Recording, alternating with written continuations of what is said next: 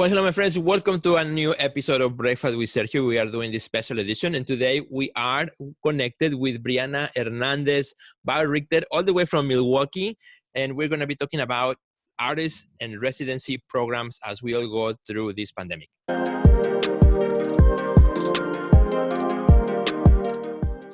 Brianna, how are you today? Good. How are you doing? I am doing great. Thank you for joining us today. You know, we've been kind of chatting a little bit through social media, and it's particularly because you are an artist who were at a residency program when this whole thing began. And I think your story is important because there are many other artists who either were in residency programs or were about to go into a resident program, or they just finished one. So, and they were caught, you know, in the middle of this kind of situation because it's happening around the world. So many artists also were overseas doing programs, now heading back home. So tell us a little bit, you know, what residency program where you are at? So I was at the Santa Fe Art Institute. They have a thematic residency. Every year is a different theme. And this year I was scheduled for the March cohort. Okay. And about like a week and a half in, they had a big group meeting with everybody, and they were like, listen, things are getting really real right now, and we understand if you need to leave, and if you decide to stay, we're asking that you know, shelter in place. The staff is going to be working from home, we'll check in on you, but basically we're recommending, based off of what the state is saying, based off of what the nation is saying, that don't go anywhere. Yeah. And it was physically, the building we were in was a great place to not go anywhere. Like, it's this huge, beautiful space where your studios are connected to where you're living, which is next to a communal kitchen. There's a courtyard, like, it's gorgeous. So that was fine, but it caused a lot of panic, obviously, because who had just gotten there didn't realize how quickly things would escalate. So right away, people started leaving.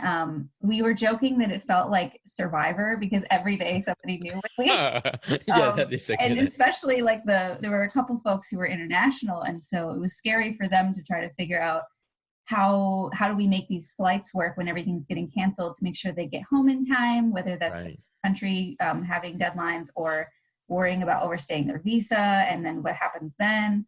So it was a mixture of anxiety and stress of trying to figure out how to pivot, but also comfort because the staff at SFAI were so accommodating to what we needed. Like, listen, you can stay here if you need to, you can stay through April if you need to, like, make sure that you're checked in on and stocked with like staples. They invited everybody back. They said, if you want to come back in the fall or next year to make up for this not the normal, so you can. And I thought that was great because I had heard about people in other residencies being like kicked out in the middle of it and not having anywhere to go. And I was like, oh my God, like, what's going to happen? But they took great care of us. So I ended up staying through the month, just like using the space. A few were still there. And it was great to be able to like use like all the facilities in kind of like this quiet space, even though everything was going on around. And then by the time I left, a lot of things had calmed down with travel, and like things were still getting canceled, but less people were scrambling to leave. Okay. So I felt a little bit more secure leaving because there wasn't as many people traveling. Wow. So you were able to stay there for about a month? Wow. So even, you know, at least it gave you some, you know, some time to work and do something, you know, besides everything that was happening. But how long was the residency program like designed to be?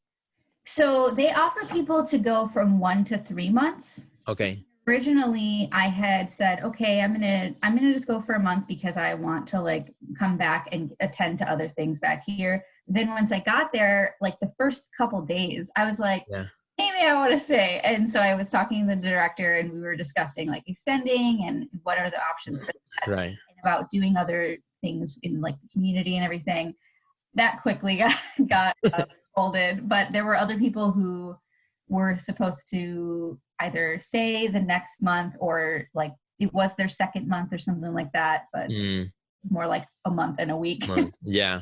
And I think because, you know, particularly at the beginning, you know, there was the uncertainty of how long this will be. I think the longer we are staying there, we're realizing this is not a quick fix, like, okay, Mm-hmm. May 1st, now everybody goes back to normal, Right. you know, but it's going to be a process, and everything that's stopping and, you know, kind of pulling the wheel again to turn, it's going to take time, you know, for Yeah. everybody. Residency programs, galleries, institutions, museums, everybody. For us as artists, you know, getting back into the swing of things is Mm-hmm. going to be a transition period. So I think, you know, now it makes more sense. And I think in the long run now, for everyone who's awake and also trying to get back to their families and being, if you're going to be stuck for a long time, you know, also being with your families and people that you love and things, I think that's Mm-hmm. important too.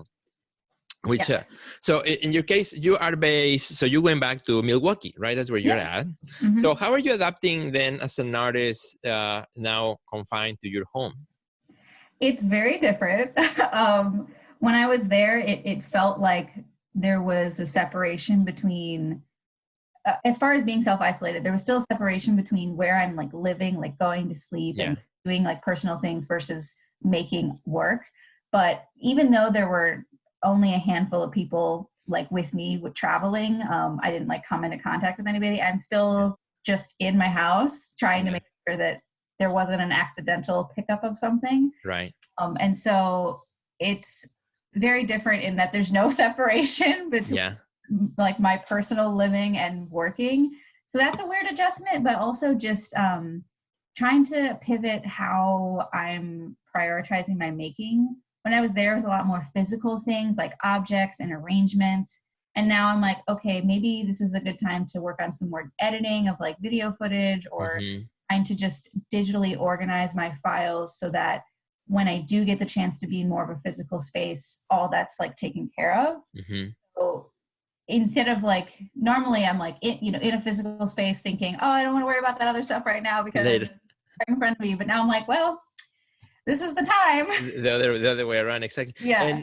And I mean, I saw your work the very first time a few years back when I visited Grand Rapids, Michigan, and you were doing a huge installation with charcoal, and it was kind of a performance art type of thing. And so you're used to working large and big spaces, and space, you know, is something that you think about when you make your work. And now being confined also, it's also making you think probably, you know, in different ways.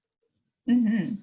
Absolutely. I mean, I've been thinking more about, a lot of people, including yourself, you know, doing these great platforms digitally. And I've been thinking more about how to share previous things digitally in a meaningful way, or how to make art pieces specifically for digital spaces, so that when that's not an option, whether that's because everybody's self-isolated or because maybe a certain venue doesn't have funding for like space or technologies, maybe I can put it somewhere digitally that is still connecting with people.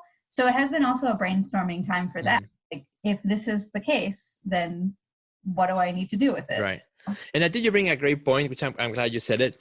The shrinking budgets. You know, when I actually did recently an episode of Breakfast with Sergio about that. You know, when we all get back to, you know, more normalized type of living, but also the reality that a lot of galleries, museums, and institutions will have smaller budgets. You know, because being stopped without working for so long and so on. So budgets are going to be smaller. So I think as artists, we also need to think about that part too of our projects, right? How we go as we approach museums, galleries, institutions, you know, how we also think about budgeting, be more conscious about our budgets, how we spend our money, how we also spend the money of that others provide to us, right? That will be more important than ever, I think. Absolutely. Yeah. I've been thinking a lot about Janet Eckelman's TED Talk about, several years ago, when she took a residency in another country and all of her oil paints got held up in customs. And that's how she started doing that like fiber net-based work. Yeah. You just had to like make it work. I'm like, okay, channel Janet. Yeah. Adaptation, right? We have to. Yeah. And I think as artists, that's one of the things that, you know, if that's one thing that I think a trait that we all have as being creatives is adaptation, right? Figuring out how we can do the best we can with the tools and the resources that we have at hand, whatever those may be. And I think this is a period for that. And Brianna, I want to ask you also, what's the situation for you guys there in Milwaukee? You know, it's kind of weird. So I was gone. I was still in Santa Fe when the shelter-in-place order came out. Okay. So I thought that I'd be coming back to just what that looked like in other places. but it's this weird mix. Like some people are taking it seriously, some people are not. Like I don't know what the discrepancy is, because they offered drive-through voting nearby. So I went to the drive-through voting. And they said on the website, bring your own mask, bring your own pen, like make sure you're sanitizing or wearing gloves or whatever. And so I did all that, and I stayed in my car, and the person helping me was wearing gloves, but not a mask. The people directing like traffic and like making me roll down my window to talk to them were not wearing masks. Nice. So I was like, wait, I'm supposed to be like, you're telling me, please bring your own mask, like do your own stuff, but you're supposed to do that too. Yeah, exactly. Yeah, it was very strange. So that's kind of an example of, I feel like, how Milwaukee is handling things, even though cases are increasing and even though there's a shelter in place order for the state, there's still some people who are just like still saying, well, I'm going to my favorite restaurant or whatever it is. And I'm like, defying it. Yeah. Just by it. But I've also been, because I just traveled, I've been staying home. So I haven't come into contact with a lot of people other than just seeing what people are posting online. Right, exactly. And I think, you know, as this thing kind of expands and so on, I feel that when people feel that it's in their community, that the moment that you have somebody that you know that's infected or that, you know, is going through it, then all of a sudden that it hits them, oh, it's actually real, right? Versus when you only see it on TV and it looks far away. But I think that's what happened. But unfortunately, again, a lot of people are not really following the instructions, or as you mentioned, and particularly in places where it's not really bad just yet. So, well, Brianna, you've been awesome. Thank you so much for sharing your story. And, you know, we hope that this residency program works out for you either in the fall or in the near future as well. Yeah, fingers crossed for you and all the other artists who are also in residency programs. Maybe some of our friends watching right now, you know, you experienced something similar to Brianna as well. So reach out to her. We'd love to connect with her. Where can our friends find you, Brianna, both on social media and on your website? So my website is briannabaurichter.com, and my Instagram is also just at Brianna Baurichter. It's really weird last name. It's Baurichter. I know it's strange. Awesome. We'll help out. We'll put a kind of like visual link right here under the video. Awesome. Well, thanks so much for having me. Thank you, Brianna. Thank you so much. Be safe, be healthy as well. And we look forward to see what you make in the future. Thanks. All right. Thanks, our friends, for watching. We'll see you later. And please share this episode with your friends. That will make us really happy.